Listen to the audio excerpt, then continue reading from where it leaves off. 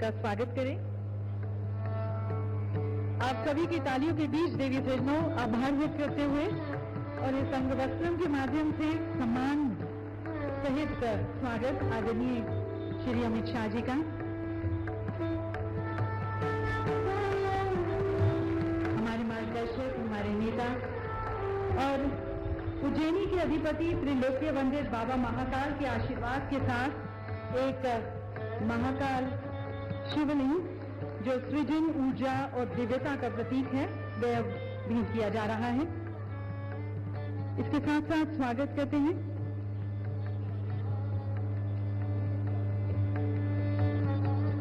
और स्वागत करते हैं श्री के राम मोहन नायडू जी का। उनका भी स्वागत और अभिवादन। माननीय मुख्यमंत्री जी से निवेदन।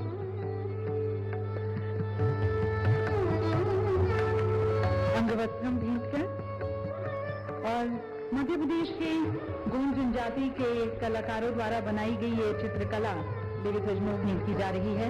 रंगों और आकृतियों का संगम सिर्फ नहीं है, बल्कि ये प्रकृति, परंपरा और लोक कथाओं की एक बहुत ही अनूठी कहानी भी बयां करती है। और अब मैं आमंत्रित करती हूँ हमारे मध्य प्रदेश सरकार के हमारे मुख्य सचिव आदरणीय श्री अनुराग जैन जी को उनके संबोधन के लिए, उनके वे फॉरवर्ड एड्रेस के लिए।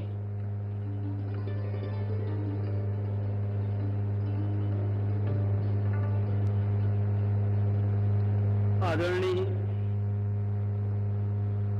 Union home minister Amit Shah ji, आदरणीय मुख्यमंत्री जी डॉक्टर मोहन यादव जी, आदरणीय civil aviation minister Ram Mohan Naidu ji, deputy chief minister आदरणीय Jagdish Devda ji, deputy chief minister आदरणीय राजेंद्र शुक्ला जी, सम्माननीय सभी इंडस्ट्रियलिस्ट जो इस मंच पर पधारे हुए हैं, यहाँ इतनी भारी संख्या में आप सभी इन्वेस्टर्स, उपस्थित देवियों, सज्जनों और पत्रकार साथियों, ये मेरा परम सौभाग्य है और गर्व का विषय है कि 2 दिन में जो कार्रवाइयां हुई उनके बारे में मैं आपके समक्ष एक रिपोर्ट रखूं और वे फॉरवर्ड के बारे में हम लोग मध्य प्रदेश सरकार अब आगे किस प्रकार से जीआईएस के में जो बातें हम लोगों ने हुई हम लोगों के बीच, उसको किस प्रकार से आगे ले जाएंगे, इसके बारे में कुछ आउटलाइन बताऊं। ये हमारा 8वां ग्लोबल इन्वेस्टर समिट था। 2007 से ये यात्रा शुरू हुई थी, पर भोपाल में ये ग्लोबल इन्वेस्टर समिट पहली बार हुआ। इसके पहले जितने ग्लोबल इन्वेस्टर समिट होते थे वो हमारे इंदौर में होते थे, जो हमारा कॉमर्शियल कैपिटल है। पिछले 2 दिनों में there were more than 25,000 delegates from more than 50 countries and we had 9 partner countries. We gratefully acknowledge and thank all of you for having come over from all over the world.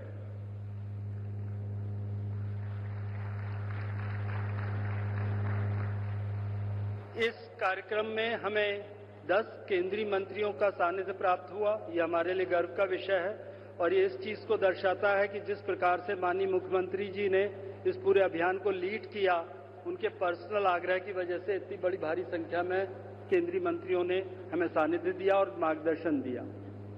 इसी प्रकार से 6 केंद्रीय सचिवों ने हमारे इस कार्यक्रम में पार्टिसिपेट किया और अपना मार्गदर्शन और गाइडेंस उस पर्टिकुलर सेशंस को दिया। पर सबसे महत्वपूर्ण बात, हमारे कार्यक्रम का इनॉग्रेशन गुड।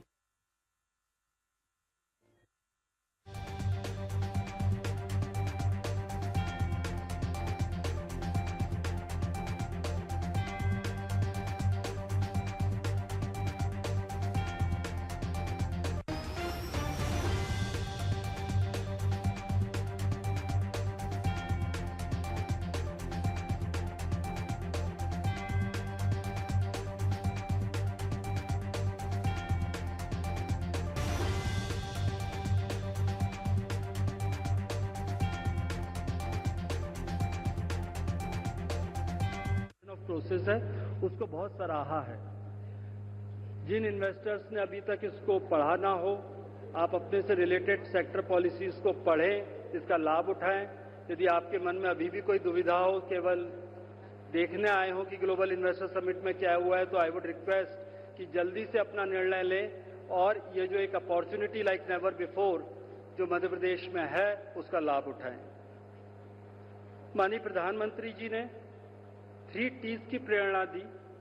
उन्होंने हमें आउटलाइन करके अपना मार्गदर्शन ये दिया कि टेक्सटाइल, टेक्नोलॉजी और टूरिज्म, इन 3 चीज पे मध्य प्रदेश को फोकस करना चाहिए, मध्य प्रदेश की कोर स्ट्रेंथ होनी चाहिए।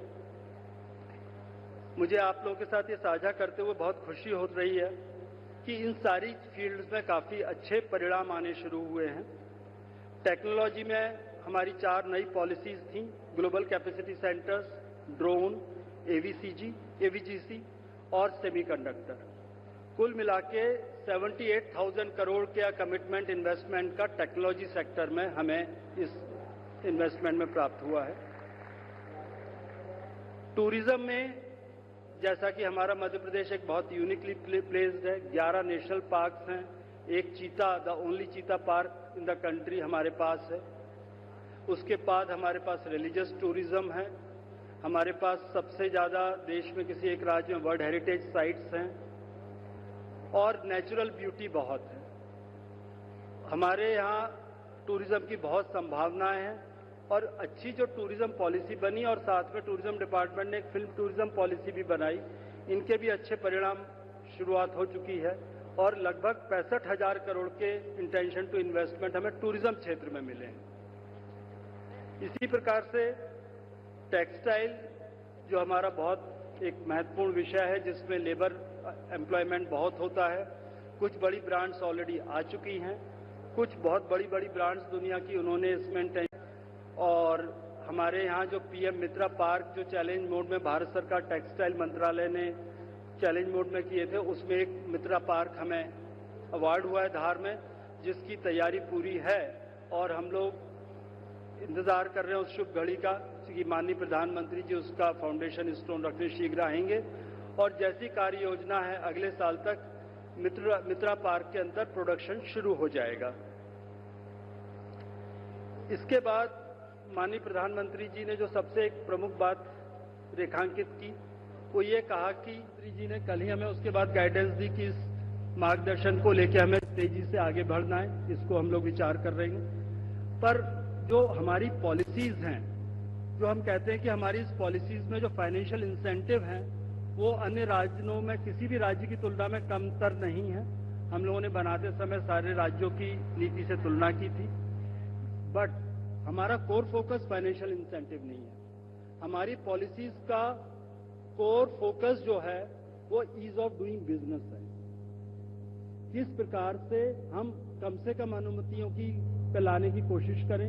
हर सेक्टर में जिसमें पॉलिसी बनाई गई है, सेक्टोरल इन्वेस्टर को क्या क्या अनुमतियों की आवश्यकता लगती है, वो सारी परमिशंस को लिस्ट करके इस चीज को देखा गया, परीक्षण किया जा रहा है कि क्या इस परमिशन की आवश्यकता है। यदि नहीं आवश्यकता है तो उसको समाप्त कर दिया जाए। उदाहरण के लिए इसमें टूरिज्म डिपार्टमेंट ने बहुत अच्छा काम किया। पहले उसमें 28 अनुमतियां लगती थी और इस पॉलिसी के दौरान उन्होंने उस number of permissions required to set up a hotel और resort has been brought down to 10। 28 के स्थान पर केवल अब 10 अनुमतियों की होटल और रिजॉर्ट में आवश्यकता पड़ेगी। इन सभी पॉलिसीज में मंत्रिपरिषद ने, मध्य प्रदेश सरकार ने एक कमिटमेंट दिया है कि हम हर परमिशन जो आवश्यक है इसी प्रकार से परीक्षण करके, और यदि उसकी आवश्यकता है तो public service delivery guarantee act में उसे नोटिफाई करेंगे। जैसा मुझे विश्वास है आप सब लोगों के ज्ञात होगा कि मध्य प्रदेश पहला ऐसा राज्य था जिसने public service delivery guarantee act बनाया था, और कई सेक्टर्स में हमने देखा कि यदि 18 परमिशंस लग रही हैं तो 12 पहले से नोटिफाइड है और बची हुई 6 परमिशंस को भी नोटिफिकेशन करने का काम प्रारंभ कर दिया और अगले कुछ दिनों में सभी इन अनुमतियों को हम लोग public service delivery guarantee act में नोटिफाई करेंगे। इसके बाद जो है हम लोग आगे आने वाली कुछ चीजों में जो रिडक्शन ऑफ कंप्लायंस बर्डन के बारे में ऑलरेडी जो अच्छा काम हुआ है वो बताना चाहेंगे कि मध्य प्रदेश में एक कानून हम लोगों ने बनाया है, उद्योग की स्थापना एवं परिचालन का सरलीकरण अधिनियम। Basically this is exemption from inspections for the first 3 years। जो लोग नोटिफाई करते हैं पर्टिकुलर प्रकार के इन्वेस्टर्स अपने इंडस्ट्री के बारे में, पहले 3 साल सेल्फ सर्टिफिकेशन के आधार पे आपको एग्जेम्पशन है इंस्पेक्शन राज से। ये एक बहुत बड़ा कदम, क्रांतिकारी कदम मध्य प्रदेश सरकार का है। जब ये रिडक्शन ऑफ कंप्लायंस बर्डन की बात हो रही थी, इस बार भारत सरकार से कुछ मार्गदर्शन मिला था कि डीक्रिमिनलाइजेशन में ये हमारे कानून अभी भी हैं। मैं सर आपको बताते हुए खुशी का अनुभव करता हूं कि जैसे भारत सरकार ने एक जनविश्वास बिल बनाया था, उसी प्रकार से पूरे देश में मध्य प्रदेश पहला ऐसा राज्य बना जिसने जनविश्वास बिल के माध्यम से जो जितनी भी अनुमतियों को डिक्रिमिनलाइज करना था, एक कॉमन एक्ट के माध्यम से दिसंबर के अपने विधानसभा सेशन में उसे पास किया है। हमारा इन्वेस्टर पोर्टल, मेरे इन्वेस्टर से बात हुई, कई लोगों ने उसकी तारीफ की कि अन्य राज्यों की तुलना में काफी यूजर फ्रेंडली है, पर उसके बावजूद हम लोग इसका रिवैम्पिंग करके इसको यूजर फ्रेंडली बनाने के लिए, अभी भी मेरे मत में हम लोगों ने जब सीनियर ऑफिसर्स कमेटी में इसको देखा था तो हमें लगा कि ये अभी भी डिपार्टमेंट की तरफ से बना हुआ पोर्टल है, इसको एक यूजर की दृष्टि से कैसे बनाया जाए उस पर हमने काम करना शुरू किया है। तो इस पोर्टल को और यूजर फ्रेंडली बना के एंड टू एंड की इंटेंशन टू इन्वेस्ट से लेके आपके इन्वेस्टमेंट को ग्राउंड तक आने में और उसके बाद बिजनेस को चलाने के लिए ये यूनिफाइड पोर्टल काम कर सके, इस प्रकार से अब इसको हम लोग रिवैम्प कर रहे हैं। हमारे यहाँ जमीन एलोकेशन फॉर इंडस्ट्री एक जीआईएस बेस्ड सिस्टम है। आप ऑनलाइन, यदि आप चेन्नई में बैठे हैं, आप if you are in UK और Japan, you can actually book a plot of land for your industry on this portal without actually reaching out to us physically. That is the level of our GIS portal. इसके बाद way forward में, जैसी माननीय मुख्यमंत्री जी के साथ हमें मार्गदर्शन प्राप्त हुआ था, होता यह कि अभी इन्वेस्टर हमारे पीछे आता है, ये प्रथा रही है। आप विश्वास कीजिए, अब हमारे अधिकारी आपको चेस कर रहे होंगे कि इस इंटेंशन टू इन्वेस्ट को जल्दी से ग्राउंड पे कैसे लाया जाए। एक व्यवस्था ये बनाई गई है कि हर इन्वेस्टमेंट का जो नोडल डिपार्टमेंट है, वो प्रमुख सचिव या एडिशनल चीफ सेक्रेटरी जो उसके मुखिया हैं, वो वीकली रिव्यू करेंगे सारे इंटेंशंस टू इन्वेस्ट का, और महीने में एक दिन मेरे स्तर पर सारे डिपार्टमेंट के साथ बैठ के इंटेंशन टू इन्वेस्ट का रिव्यू लिया जाएगा। यदि कोई कठिनाई जा रही होगी तो we are there to resolve your issues, और इसको जल्दी से जल्दी कैसे ग्राउंड पर लाया जाए इसके लिए हम लोग मिलकर काम करेंगे। उसके अलावा ये जो notification public service delivery guarantee का बताया, इसको हम कोशिश करेंगे कि अगले 1 से 1.5 महीने के अंदर सारे नोटिफिकेशंस जारी हो जाए। इसके अलावा हमारा जो नया पोर्टल बना रहे हैं उसमें हम इन्वेस्टर की ग्रीवांस रिड्रेस का मैकेनिज्म भी दे रहे हैं। यदि उनको कोई इशू आ रहा है कि परमिशन मिलने में या किसी अन्य प्रकार की समस्या आ रही है तो वो इशू रेज कर सकते हैं, जिसको हम लोग देखेंगे। और इसके अलावा हम लोग जिले स्तर पर भी डिस्ट्रिक्ट एम्पावर्ड सेल बनाएंगे, जिससे कि काफी काम जिले स्तर पे होता है उसको हम लोग तेजी के साथ डिस्ट्रिक्ट लेवल से रिजॉल्व करा सके। कुल मिला के जो टोटल फिगर आई है वो मैं मुख्यमंत्री जी के लिए छोड़ता हूं, जिससे कि मुख्यमंत्री जी आपके समक्ष वो न्यूज दें। मैंने कुछ सेक्टोरल इन्वेस्टमेंट बताए। मुझे विश्वास है, जिस प्रकार का विश्वास आप इन्वेस्टर्स ने मध्य प्रदेश की कार्य में दिखाया है, यहाँ आए हैं, जिस प्रकार की बातचीत पिछले 2 दिनों में हुई है, इसमें अधिक से अधिक इंटेंशंस टू इन्वेस्ट जो हैं वो ग्राउंड पर आएंगे और मध्य प्रदेश की जो इकोनॉमिक ग्रोथ है वो और तेज होगी। पहले से ही करंट ग्रोथ में मध्य प्रदेश पिछले 12 साल का जब हिसाब लेते हैं तो लार्ज स्टेट्स में फास्टेस्ट ग्रोइंग स्टेट है। इसकी आर्थिक प्रगति की दर और तेज हो, पर कैपिटा इनकम में हम लोग देश की एवरेज के बराबर तेजी से पहुंचे, इस विश्वास के साथ और एक बार पुनः आप सबको आभार व्यक्त करते हुए मैं अपनी वाणी को विराम देता हूं। धन्यवाद। बहुत बहुत धन्यवाद सर, इन 2 दिनों की उपलब्धियों पर प्रकाश डालने का और इसके साथ साथ आगे की सरकार की क्या रणनीति होगी वह हमारे साथ साझा करने का। और देवी सज्जनों, अब जब मध्य प्रदेश का एक विकास गाथा का एक नया अध्याय शुरू होने जा रहा है, उसके लेखक, उसके रूपरेखक, उसके रचनाकार आदरणीय मुख्यमंत्री आदरणीय डॉक्टर मोहन यादव जी को आमंत्रित करते हैं उनके विचारों के लिए और उनके फ्यूचरिस्टिक विजन के लिए।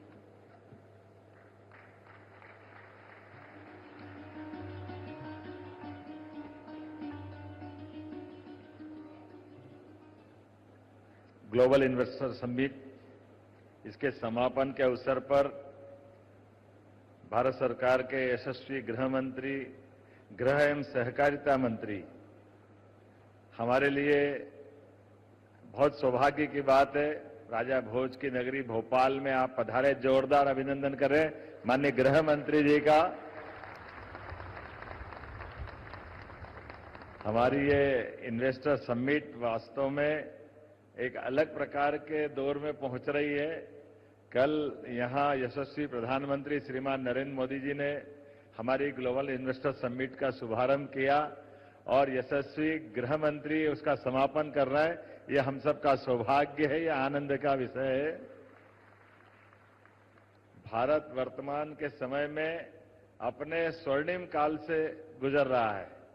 यशस्वी प्रधानमंत्री अपनी अनथक मेहनत के आधार पर देश और दुनिया के अंदर जिस प्रकार से मेहनत कर रहे हैं, उनके साथ यशस्वी गृह मंत्री कदम से कदम मिला करके हमारे सबके लिए वो सब कराने का प्रयास कर रहे हैं जो अपने अपने स्तर पर राज्य सरकारों के बलबूते पर वो अपने विकास के नए नए कीर्तिमान बनाए, मापदंड बनाए। मैं आज आप हमारे बीच समय निकाल करके आए, मैं एक तरह से आपका आभार भी मानता हूं और आपका स्नेह आशीर्वाद सदैव मिलता रहे ऐसी अपेक्षा भी करता हूं। मंच पर ही मौजूद हमारे भारत सरकार के उड्डयन विमान मंत्री श्रीमान राम नायडू जी, आपका भी वंदन है, अभिनंदन है, आपका स्वागत है। हमारे बीच उप मुख्यमंत्री द्वय श्रीमान जगदीश देवड़ा जी, श्रीमान राजेंद्र शुक्ला जी, श्री मोहित मल्होत्रा जी, डाबर समूह माननीय उद्योगपति हैं, अडानी समूह के माननीय राजेश अडानी जी, माननीय सिद्धार्थ जैन जी, सुश्री स्वाति सलगांवकर जी, श्री एस.के. अग्रवाल जी, श्री थॉमस चेरियन जी, पूरे मंच का अभिनंदन करें एक बार फिर हमारे आज के समापन सत्र का।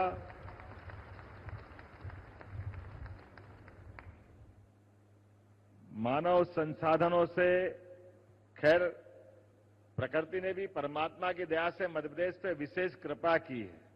हमारे यहाँ पर्याप्त पानी है, पर्याप्त लैंड बैंक है, निवेश के अनुकूल कानून और व्यवस्था है। यशस्वी प्रधानमंत्री के नेतृत्व में भारत सरकार का वर्तमान में निवेश अनुकूल वातावरण है और हमारे लिए सौभाग्य की बात है, कल ही माननीय प्रधानमंत्री ने मध्य प्रदेश को लेकर के मध्य प्रदेश के लिए इलेक्ट्रिक व्हीकल्स, स्वच्छ ऊर्जा, अधोसंरचना विनिर्माण में मध्य प्रदेश की भाजपा सरकारों के प्रयास को सराहा है। माननीय गृह मंत्री जी को अवगत कराना चाहूंगा, 1 वर्ष पूर्व हमने अपनी सरकार आपके आशीर्वाद के गठन के बाद लगातार निवेश के मामले में रीजनल इंडस्ट्री कॉन्क्लेव की यात्रा प्रारंभ की थी, जिसको संभाग पर औद्योगिक निवेश के सम्मेलन के रूप में रीजनल इंडस्ट्री कॉन्क्लेव का नाम दिया और बाबा महाकाल की नगरी उज्जैन के बाद जबलपुर, ग्वालियर, सागर, रीवा, शहडोल, नर्मदापुरम ऐसे संभाग केंद्रों पर ये 7 अपनी अलग अलग प्रकार की समिट करते हुए और देश के अंदर भी मुंबई, कोयंबटूर, बेंगलोर, कोलकाता, पुणे, दिल्ली में हमारे लिए इंटरेक्टिव सेशन आयोजित किए गए और अंतर्राष्ट्रीय स्तर पर यूके, जर्मनी, जापान में मध्य प्रदेश की विकास गाथा को प्रस्तुत करते हुए विकास के इस आयाम से सबको परिचित कराने का हमने एक तरह से पूरा वर्ष लोकसभा चुनाव का अगर समय छोड़ दें तो पूरे समय हमने निवेश के लिए इसी प्रकार का इकोसिस्टम बनाने का प्रयास किया। मुझे इस बात की प्रसन्नता है, मध्य प्रदेश सरकार के इस संकल्प के बलबूते पर देश विदेश के उद्योगपतियों ने अपने खुद की मन की जिज्ञासाओं के समाधान करते हुए लगातार मध्य प्रदेश के साथ जुड़ने के संकल्प के साथ आगे बढ़ने के लिए हमारी हौसला अफजाई की। मुझे इस बात की प्रसन्नता है, जब हमने व्यापक रोडमैप बनाने का प्रयास किया तो अपने यहां पर कई सुधार भी जो भी सीएस ने बताए उनको लाने का प्रयास किया। सिंगल विंडो सिस्टम, कलेक्टर के यहाँ उद्योग प्रकोष्ठ, ताकि निवेशक को अनावश्यक परेशानी नहीं हो और अपने काम को करने के लिए सरलता से वो आगे बढ़े। लेकिन हम यहां नहीं रुक रहे हैं। यशस्वी प्रधानमंत्री और यशस्वी गृह मंत्री के आशीर्वाद के बाद हमने हमारा ये पूरा वर्ष उद्योग और रोजगार को समर्पित किया है। इसके बाद लगातार आज के इस ग्लोबल इन्वेस्टर समिट के बाद भी ऐसे कई सेक्टर माननीय गृह मंत्री जी अभी हमारे बाकी है, जिसपे हमको ठोस रणनीति के अंतर्गत हम आगे बढ़ रहे हैं। खासकर कृषि के क्षेत्र में हमारे लिए बड़ी संभावना है। मालवा, चंबल, मध्य भारत, ये बेल्ट में पानी की उपलब्धता के आधार पर कृषि आधारित जिलों में बहुत अच्छी संभावना है। इसी प्रकार से टेक्सटाइल का, हमारे रियल एस्टेट का, हेल्थ का, ऐसे कई सेक्टर हैं और कुछ कुछ जिले तो अब हमारे संभाग केंद्र के बराबर ही हैं, चाहे वो सतना हो, सिंगरौली हो, कटनी हो। हम उम्मीद कर रहे हैं कि इसी विकास के कारवां को लगातार हर माह इसी क्रम में जोड़ते हुए आगे बढ़ेंगे। मुझे इस बात की प्रसन्नता है, जब यहां मैं समिट के बारे में बात कर रहा हूं तो समिट में लगभग 100 से अधिक उद्योगपतियों और विभिन्न सेक्टर एक्सपर्ट ने इसमें भाग लिया है और बड़ी संख्या में 60 से ज्यादा देशों के प्रतिनिधियों ने, प्रमुख उद्योगपतियों ने अपनी इसमें भूमिका अदा की है। भारत की अग्रगण्य 300 से अधिक कंपनियों के एमडी और सीईओ ने इसमें भाग लिया, जिसमें 25,000 से अधिक सहभागिता हुई है। प्रतिभागी के रूप में हमने मोटे तौर पर 7 से 8,000 लोगों को एक एक सेक्टर में, अर्थात कल सुबह से लेकर दोपहर तक और उसके बाद दूसरे सत्र में दोपहर बाद से लेकर सायंकाल तक, तो लगभग 16,000 लोगों को कल इसमें सह अस्तित्व के आधार पर हमने इन्वेस्टर समिट में उनके साथ भाग लिया। उतनी संख्या में आज हमारे बचे हुए लोग लगभग 18,000 से 20,000 लोगों ने हमारी इसमें भागीदारी की है। मुझे इस बात की प्रसन्नता है कि जब मैं समिट में जब जानकारी देना चाहूंगा कि 5,000 से अधिक B2B और 600 से अधिक B2G बैठकें यहां आयोजित की गई है और इसी के कारण से ये हमारी इन्वेस्टर समिट अपने आप में एक अद्वितीय स्थान मुकाम तक पहुंची है। मैं ग्लोबल इन्वेस्टर समिट में ऊर्जा, आईटी, खनन, पर्यटन, स्टार्टअप, शहरी विकास के विभिन्न प्रकार के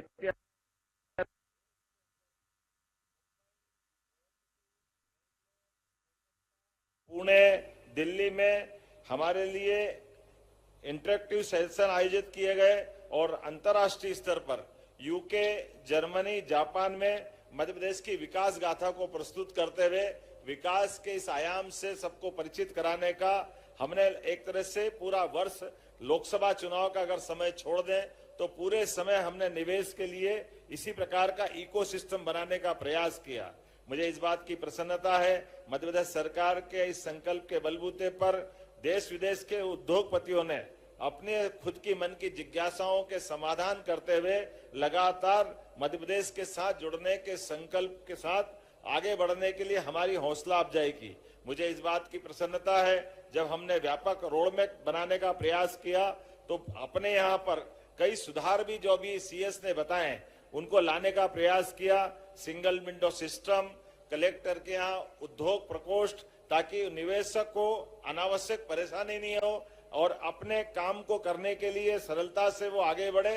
लेकिन हम यहाँ नहीं रुक रहे हैं। यशस्वी प्रधानमंत्री और यशस्वी गृह मंत्री के आशीर्वाद के बाद हमने हमारा ये पूरा वर्ष उद्योग और रोजगार को समर्पित किया है।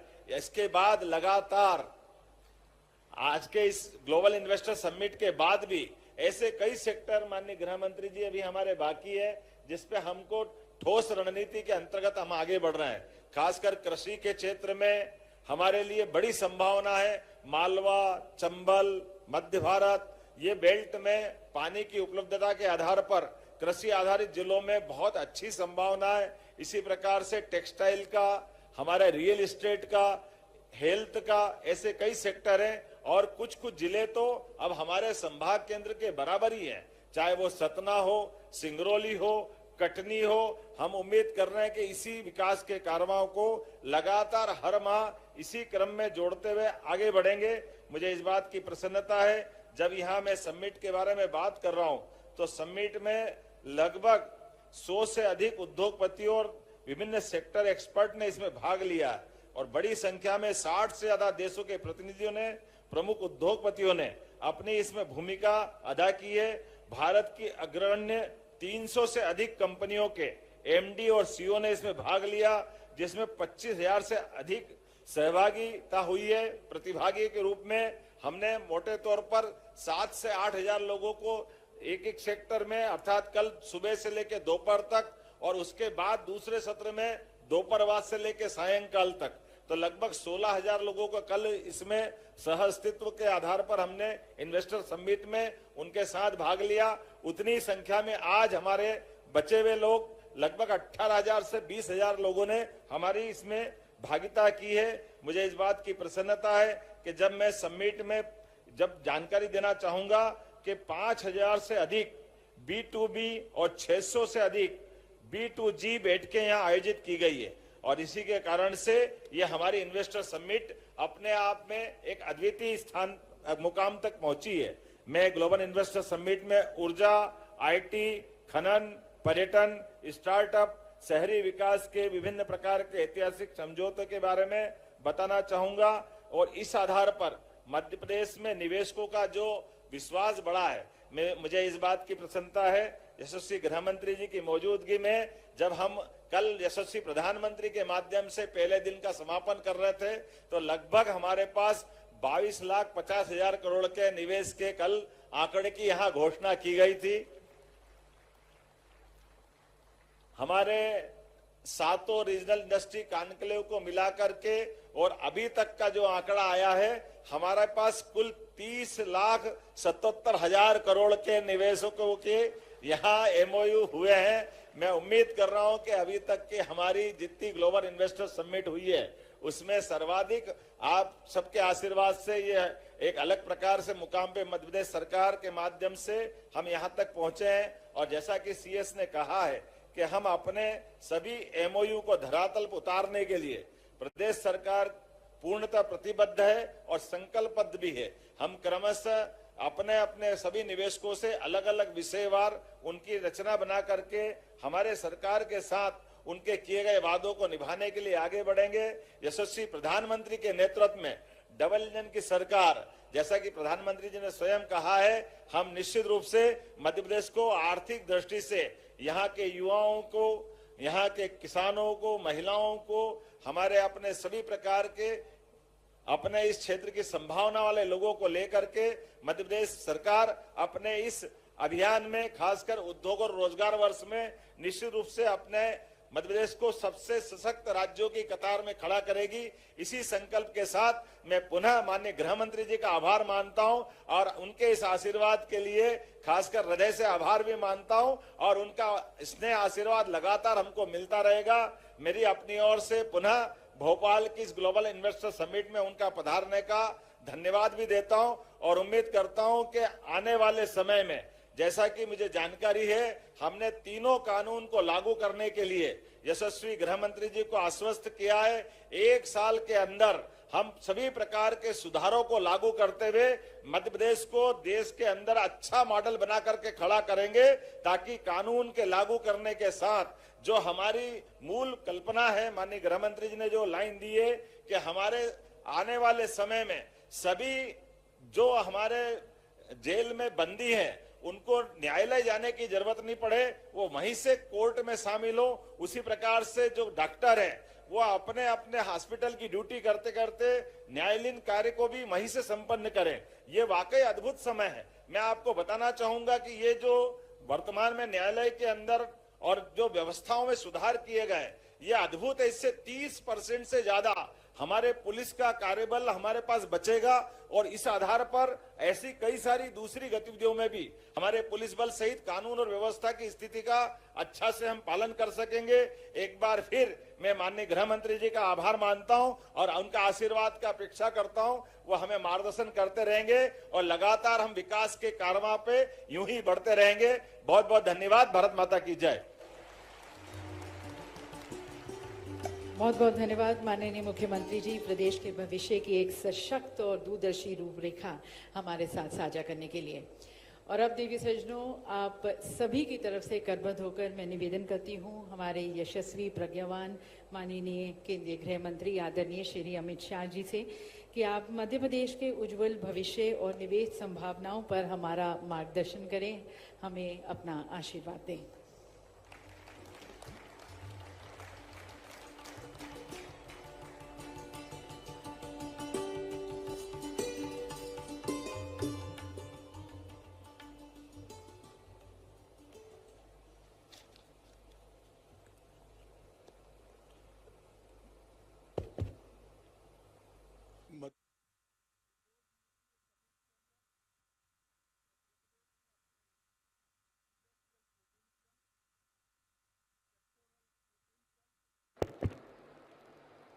मध्य प्रदेश के लिए युग परिवर्तनकारी इस कार्यक्रम में मेरे साथ मंच पर उपस्थित मध्य प्रदेश के मुख्यमंत्री डॉक्टर मोहन यादव जी, मोदी जी की मंत्रिपरिषद में मेरे साथी श्रीमान राम मोहन नायडू जी, उप मुख्यमंत्री मध्य प्रदेश श्री जगदीश देवड़ा जी,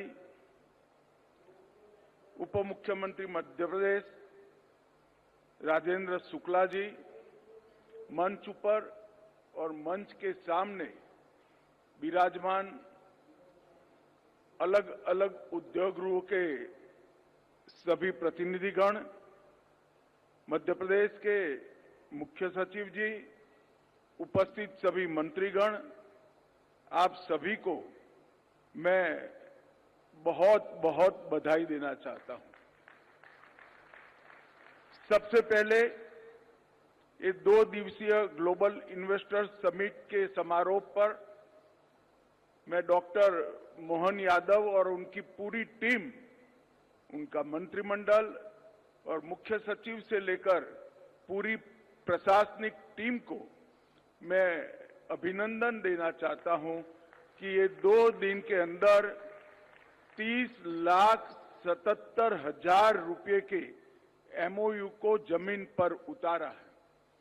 यहां आने से पहले मैंने मुख्यमंत्री जी और मुख्य सचिव जी से बात करी, आगे की कार्य योजना के लिए थोड़ा जानकारी भी लिया और मुझे पूरा विश्वास है जिस प्रकार की कार्य योजना मध्य प्रदेश सरकार ने बनाई है, ये 30,77,000 करोड़ के एमओयू, इसमें से महत्तम एमओयू जमीन पर उतरेंगे।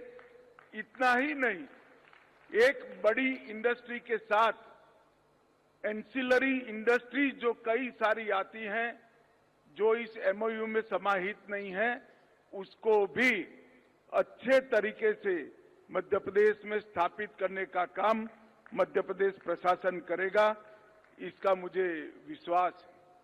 मित्रों, 2 दिन के कार्यक्रम में 200 से अधिक कंपनियां, भारतीय कंपनियां, 200 से अधिक वैश्विक सीईओ, 20 से अधिक यूनिकॉर्न संस्थापक और 50 से अधिक देशों के प्रतिनिधि मध्य प्रदेश में इन्वेस्टमेंट करने के लिए, यहां के माहौल को देखने के लिए आए हैं और ये बहुत बड़ा अचीवमेंट मध्य प्रदेश के लिए है।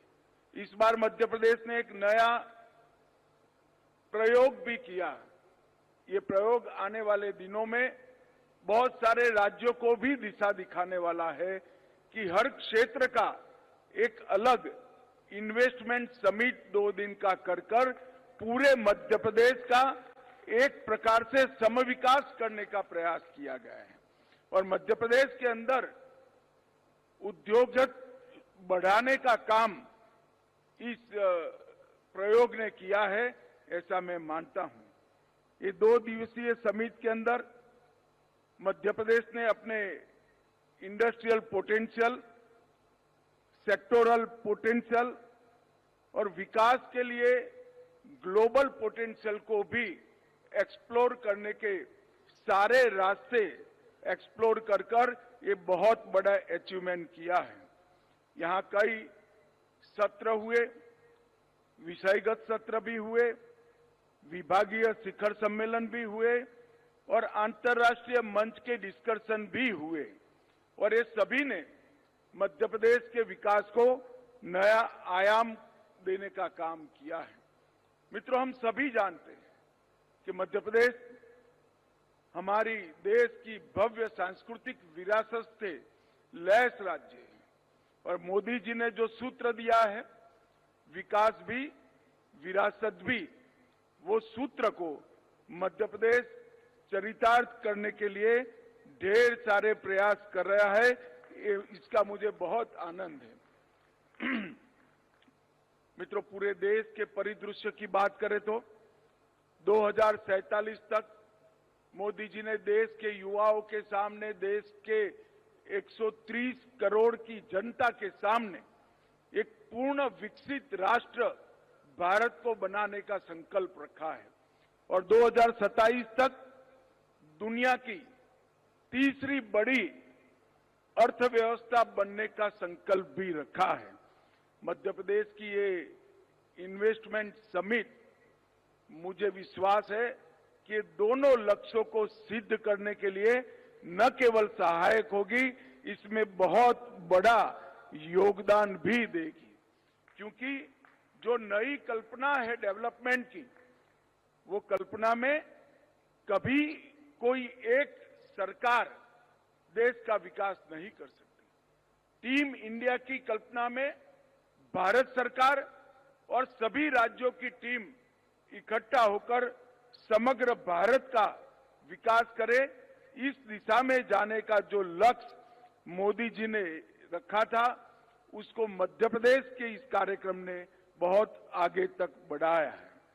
आज इस इन्वेस्टमेंट समिट के अंदर लोकल और ग्लोबल दोनों निवेश में वृद्धि करने के कई डायमेंशन अचीव कर लिए गए हैं। भारत की अमृत पीढ़ी के लिए, ये जो अमृत काल है, उसकी युवा पीढ़ी के लिए कई सारे कौशल विकास के द्वार ये समिट खोलेगी। ऑटोमेशन और जॉब क्रिएशन के बीच में समन्वय बनाकर मध्य प्रदेश सरकार ने जो नीतियां बनाई है, ढेर सारी अलग अलग सेक्टर के लिए नीतियां बनाई है, वो आगे बढ़ेगी और भारत को मैन्युफैक्चरिंग हब बनाने के लिए भी बहुत बड़ा सहायता करेगी। कोई भी व्यक्ति, कोई भी समूह, कोई भी कंपनी जब अपने एक्सपेंशन के लिए स्थान तय करता है तो इसकी कुछ रिक्वायरमेंट है। सबसे पहला, एक स्टेबल गवर्नमेंट वो ढूंढता है जिससे नीतियों का स्थायित्व मिले और मध्य प्रदेश में मोदी जी के नेतृत्व में एक स्थायी और मजबूत सरकार अब विद्यमान है, जिससे विकास के द्वार खुले हैं। एक स्ट्रेटेजिक लोकेशन भी हमारे भारत के दिल ऐसे मध्य प्रदेश में है। बेहतर इंफ्रास्ट्रक्चर भी यहां पर बन चुका है। स्किल वर्कफोर्स की एक बड़ी फौज यहां पर उपलब्ध है। बेहतरीन इकोसिस्टम भी प्रशासन ने उपलब्ध कराया है। मार्केट का एक्सेस भी मध्य प्रदेश से ज्यादा और कोई राज्य को उपलब्ध नहीं है और डिमांड ओरिएंटेड इकोनॉमी भी अब यहां पर बढ़ रही है और इसके साथ साथ पारदर्शी शासन ने मध्य प्रदेश में इन्वेस्टमेंट के लिए काफी लोगों को आकर्षित किया है। यहाँ लैंड भी है, लेबर फोर्स भी है, माइंस भी है और मिनरल भी है। उद्योग की संभावनाएं भी हैं और ढेर सारे अवसर भी है। शिक्षित युवा भी है और स्किल वर्कफोर्स भी है। हर तरह से मध्य प्रदेश इन्वेस्टमेंट के लिए एक बड़ा आकर्षक केंद्र पूरे भारत में बना हुआ है। मैं आज मध्य प्रदेश की जनता को भी ये बताना चाहता हूं कि एक जमाना था जब मध्य प्रदेश को बीमारू राज्यों में गिनती की जाती थी। रोड, बिजली, सिंचाई, पानी की उपलब्धता, हर क्षेत्र में मध्य प्रदेश बीमारू माना जाता था। भारतीय जनता पार्टी के सातत्यपूर्ण 20 साल के शासन के बाद आज मध्य प्रदेश में 5 लाख किलोमीटर सड़क नेटवर्क बना है, 6 हवाई अड्डे हैं, 31 गीगावाट की ऊर्जा क्षमता है, जिसमें से 30% क्लीन एनर्जी है। IIM, IIT, AIIMS, IITM, NIFT, NIFD जैसे कई प्रतिष्ठित संस्थान मध्य प्रदेश के युवाओं को ये मौकों के दोहन के लिए योग्य बनाते हैं और देश भर में सबसे ज्यादा खनिज संपदा प्राप्त करने वाले राज्यों में हमारा मध्य प्रदेश है। मैंगनीज, कॉपर, रॉक फॉस्फेट, कोयला, चूना पत्थर, लोहस, कई सारे मिनरल्स मध्य प्रदेश में उपलब्ध है और आज एक प्रकार से मध्य प्रदेश देश का कॉटन कैपिटल भी बन गया है। देश का 25% ऑर्गेनिक कॉटन का सप्लाई हमारा मध्य प्रदेश करता है और मध्य प्रदेश फूड प्रोसेसिंग के लिए भी बहुत महत्वपूर्ण राज्य माना जाता है। राज्य सरकार ने 2025 के वर्ष को उद्योग वर्ष के रूप में बनाने का तय किया है और ईज ऑफ डूइंग बिजनेस के लिए जन विश्वास विधेयक पारित करने वाला मध्य प्रदेश देश में सबसे पहला राज्य बना है और मुझे विश्वास है कि सभी प्रयासों से मध्य प्रदेश पूरे भारत में टॉप अचीवर बनेगा। आने वाले दिनों में मध्य प्रदेश में जो पोटेंशियल है, एग्रीकल्चर पोटेंशियल, इंडस्ट्रियल पोटेंशियल, ये सारा 100% एक्सप्लोरेशन करने में टीम मध्य प्रदेश सफल होगी, इसका मुझे विश्वास है। मित्रों, मोदी जी के 10 साल के शासन में भारतीय अर्थव्यवस्था 10वें क्रमांक से छलांग लगाकर 5वें क्रमांक पर आई है और मुझे विश्वास है 2027 में हम विश्व की 3रे नंबर की अर्थव्यवस्था बनकर आगे बढ़ेंगे। फॉरेक्स रिजर्व हमारा 2 गुना हुआ है, जीडीपी 2 गुना हो चुका है और प्रति व्यक्ति आय भी 10 साल में 2 गुना हुई है। मगर मैं बड़े विश्वास के साथ मध्य प्रदेश और देश के लोगों को बताना चाहता हूं कि ये 10 साल में हमने एक बहुत बड़ी बुलंद इमारत की नींव डालने का काम किया है। ये जो नींव डली है उस पर आने वाले 10 साल में भारत के विकास के कई नए आयाम गढ़े जाएंगे, क्योंकि इसके लिए ढेर सारे सुधार मोदी जी के नेतृत्व में हुए हैं। मैं इसमें से सिर्फ बैंकिंग की बात करना चाहता हूं। एक 10 साल के अंदर 54 करोड़ लोगों को एक प्रकार से बैंकिंग की नेट में लाने का काम किया। ये ऐसे लोग थे जिनको आजादी के 75 साल तक बैंक अकाउंट खोलने का सौभाग्य भी नहीं मिला था। आज वो सभी को बैंकिंग उपलब्ध कराने का काम नरेंद्र मोदी जी ने किया है। इंसॉल्वेंसी और बैंक्रप्सी कोड और एनपीए को 2.5% से नीचे पहुंचाना, जीएसटी का सफल इम्प्लीमेंटेशन, सिंगल विंडो क्लियरेंस और कई सारे इंफ्रास्ट्रक्चर के काम एक प्रकार से देखें तो 10 साल में 60,000 किलोमीटर राजमार्ग की वृद्धि हुई है, 8 लाख किलोमीटर गांवों के रास्ते बने हैं, हवाई अड्डे 74 की जगह 157 हुए हैं, रेलवे के वृद्धिकरण में डबल वृद्धि हुई है और कार्गो हैंडलिंग में भी डबल वृद्धि हुई है। और भारत ने नए इनिशिएटिव लेकर आने वाले 25 साल तक जो सेक्टर विश्व की अर्थ की नीति तय करने वाले हैं, विश्व की इकोनॉमी की दिशा तय करने वाले हैं, ऐसे सेक्टर में भारत आज फाउंडर बना है। चाहे एआई हो, ग्रीन हाइड्रोजन हो, ग्रीन एनर्जी हो, इलेक्ट्रिक व्हीकल हो या पुराने सेक्टर जहां हम पिछड़े हुए थे, सेमीकंडक्टर और डिफेंस और हेल्थ हो, हर जगह पे हमने गैप को समाप्त करने का काम किया है। और मित्रों, आज मध्य प्रदेश की ये इन्वेस्टमेंट समिट ने न केवल मध्य प्रदेश, भारत के भी विकास को गति देने का काम किया है। और मैं आशा करता हूं कि मध्य प्रदेश आने वाले दिनों में भारत के प्रमुख उद्योग को प्रस्तापित करने वाले राज्यों में से बनेगा और मध्य प्रदेश का इकोनॉमिकल डेवलपमेंट भी दिन दूनी रात चौगुनी बढ़ेगा। जो लोग विश्वास कर मध्य प्रदेश में इन्वेस्ट करने के लिए आए हैं, मैं मध्य प्रदेश सरकार और भारत सरकार की ओर से उनको विश्वास दिलाना चाहता हूं कि यहां एक पारदर्शी आपको एडमिनिस्ट्रेशन भी मिलेगा, स्थायी नीतियां भी मिलेगी और 2 कदम आगे बढ़कर आपके सामने हाथ बढ़ाने वाला प्रशासन भी मिलेगा। आइए विश्वास के साथ मध्य प्रदेश में इन्वेस्ट करिए और मध्य प्रदेश को एक देश का प्रमुख राज्य बनाने में सहायता करें। अंत में सभी लोगों का बहुत मनपूर्वक धन्यवाद और अभिनंदन कर मेरी बात को समाप्त करता हूं। वंदे मातरम।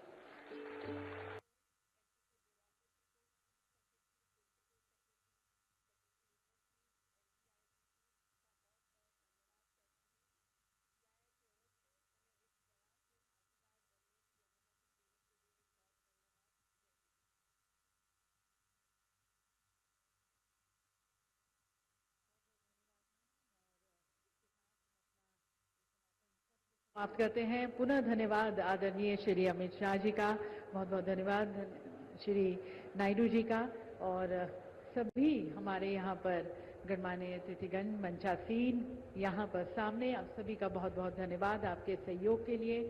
विशेष रूप से मध्य प्रदेश के माननीय मुख्यमंत्री Shri Mohan Yadav ji, dignitaries on the dais and in the audience, देवियों और सज्जनों, कल हमारे माननीय प्रधानमंत्री के प्रेरक संबोधन के बाद भारतीय उद्योग और सीआईआई की ओर से इस वैलिडिक्टरी सेशन के संबोधित करने का सम्मान की बात है।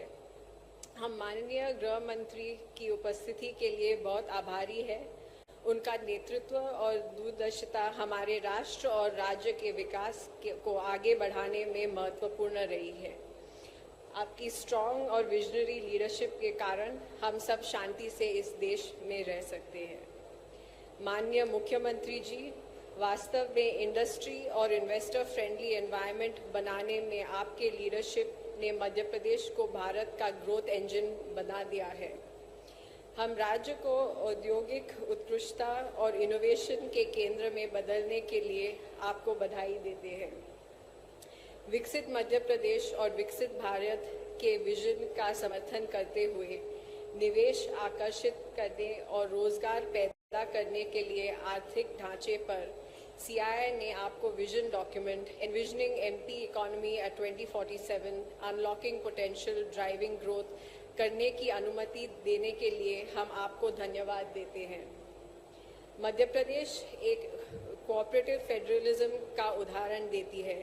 GST, national single window system, PM गति शक्ति जैसे राष्ट्रीय नीति